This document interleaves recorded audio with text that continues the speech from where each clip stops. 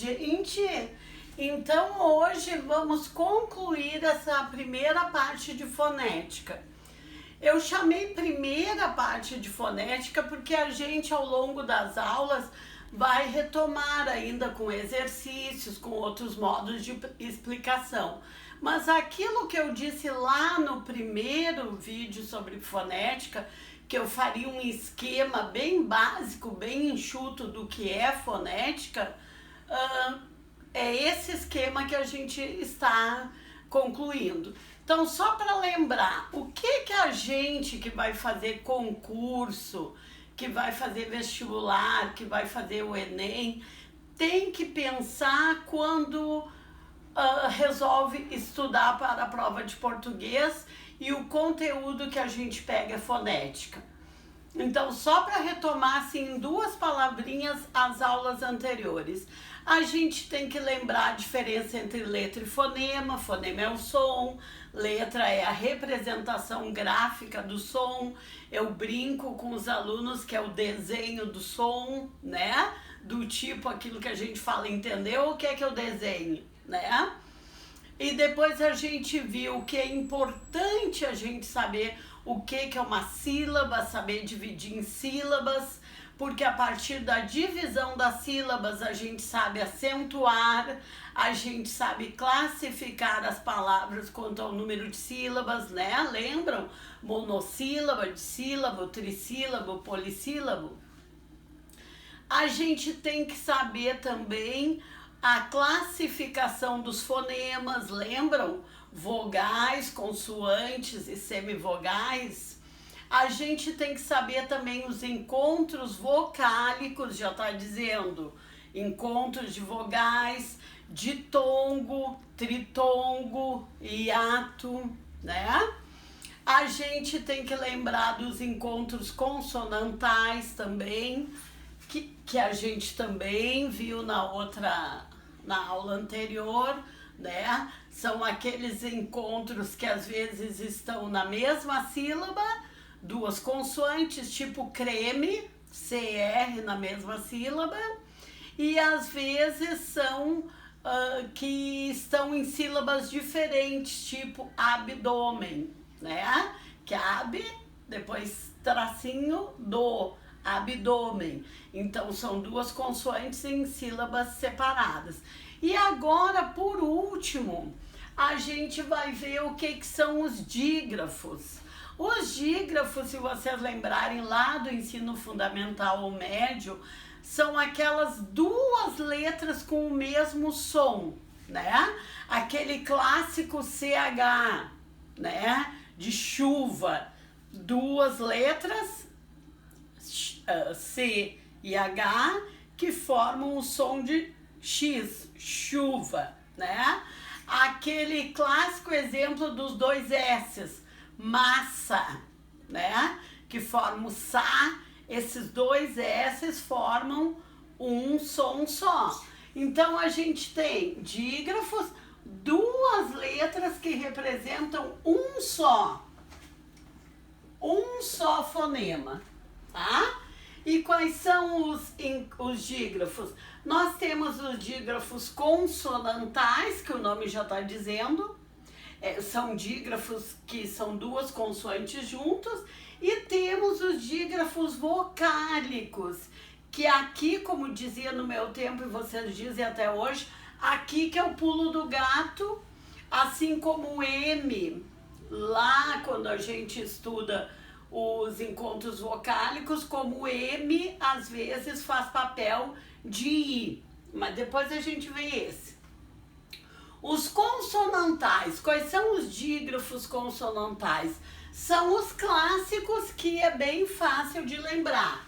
CH, LH, NH, SC, SC cedilha, dois R's, dois S's, o Q e o U, o G e o U, e o X e o C. Esses são os dígrafos consonantais. São duas consoantes fazendo o mesmo som. Então a gente tem aqui o exemplo, ó, chá, CH fazendo o mesmo som. Vou pular esse LH por enquanto, tá? Rainha, o NH fazendo o mesmo som de I, rainha.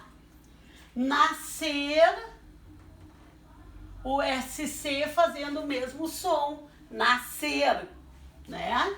Desça, o SC cedilha fazendo o mesmo som. Carro, os dois R's fazendo o mesmo som. Passeio, dois S's fazendo o mesmo som. Querer, o Q e o U fazendo o mesmo som. Querer. Guerra, o G e o I fazendo o mesmo som. E excelência, o X e o C fazendo o mesmo som. Eu pulei aqui só para fazer uma observação no Liama, no encontro consonantal LH. Pode perguntar. Então, encontro consonantal serve só para eu saber que duas letras fazem o mesmo som. Os encontros consonantais, eles podem ser dígrafos quando as duas letras fazem o mesmo som, como é aqui. Mas eles podem ser tão somente encontros consonantais com cada uma das letras guardando o seu som. Exemplo, vou botar um exemplo aqui, que não é dígrafo. Creme. Creme tem um encontro consonantal aqui, só que não é dígrafo. Por quê? Porque quando eu digo cre, eu digo o som do C e eu digo o som do R. Porque se eu tirar o R, fica seme, porque eu não faço o som C, eu faço o som só do C, eu não consigo fazer aquele quebrado do R, creme. Se eu tirar o C, fica reme. Aí eu não.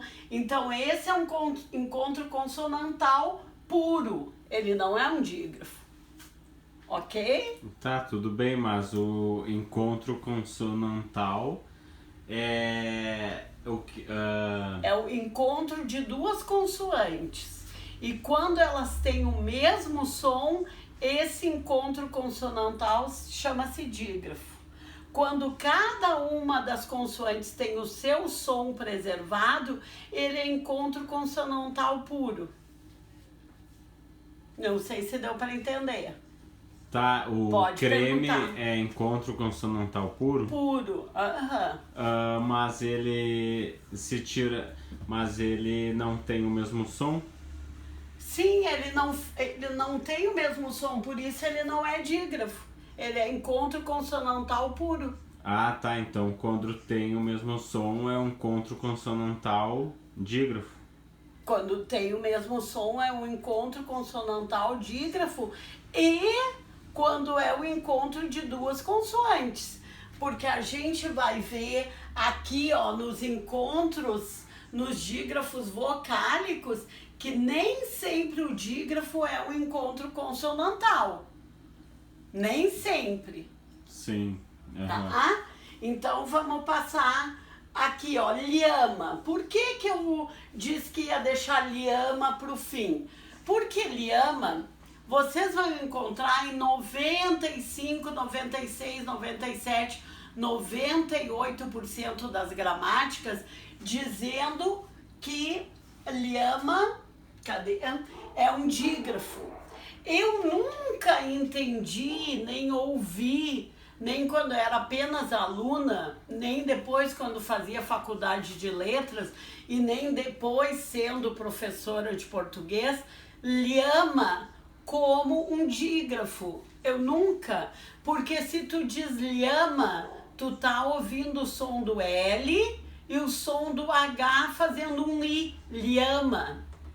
Como vocês mesmos disseram em outra aula, por isso que quando vocês eram crianças, vocês às vezes confundiam e botavam família com LH e família LI, porque esse dígrafo aqui, na minha concepção, eu não aceito como dígrafo, porque cada letra conserva um som né? Lhama, eu não digo lama e nem digo rama, eu digo lhama, né? Mas enfim, se cair no concurso, coloquem que é dígrafo, porque 98% das gramáticas diz que é dígrafo. Como os concursos se baseiam nas gramáticas tradicionais, coloquem que é dígrafo. Tá aí, e sempre, por exemplo, na rainha, sempre um encontro com NH vai ser um dígrafo? Sempre sim. Então, com NH, sempre sim. um encontro com SC vai ser um dígrafo? Sim, sim. Então, isso eu posso decorar para uma Pode, deve decorar os dígrafos. Ah, Agora vamos ver os dígrafos. Aqui que é o que vocês chamam de pega-ratão. Os dígrafos vocálicos, tá? Porque vocês vão ver, esse aqui é um dígrafo, o A e o M. Aí vocês vão ver a palavra aqui, ó, que eu botei de exemplo, rampa. Vocês vão pensar, não é um dígrafo, rampa, porque eu tô escutando dois sons. Eu vou pensar assim no concurso. Mas sim, todos esses aqui são considerados dígrafos. Por quê? Porque a consoante, nesse caso aqui, por isso que chama que é encontro vocálico. A consoante, nesse caso aqui, ela é apenas um sinal de nasalidade. Rampa. Eu não digo rapa, eu digo rampa. Então o som sai pelo nariz. Rampa. Então, como é que eu vou transcrever? Eu vou transcrever, aqui está a transcrição fonética. Como é que vai ficar esse A e M aqui? Vai ficar assim, ó. Rampa. Por isso se diz que esse é um dígrafo vocálico. Porque a vogal é que predomina ali. A questão aí envolvida é o N e o M, né? Isso, exatamente. É o M e o N. Ótimo, é isso mesmo. O N, o M, sempre eles. Por quê? Porque eles só são um sinal de nasalidade da vogal. Então, eles também são um dígrafo. Então, se cair lá no concurso, assinale as palavras, etc., que tem dígrafo. Muita gente, a maioria, vai ver essa palavra aqui, canto. Vai ver essa palavra aqui, tempo. Vai pensar de cara, não tem dígrafo. Por quê? Porque vai lembrar dos dígrafos clássicos. Que esses aqui, ó, que vocês acabaram de dizer que é melhor decorar.